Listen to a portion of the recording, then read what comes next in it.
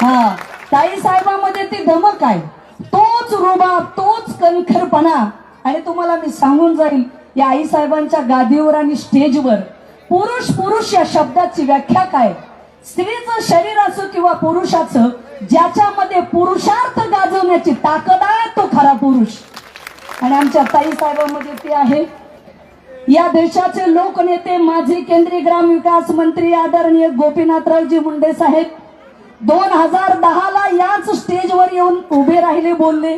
आणि इथंच हेलिकॉप्टर उतरवलं साहेबाचं. ते साहेबांसोबत त्यावेळेस ताई साहेब आले आणि साहेबांनी एकच सांगितलं, ताई साहेब, मी जसा दरवर्षी भगवानगडावर जातो तसं दरवर्षी तुम्ही या महासांगवी आईसाहेब संस्थानला जायचं.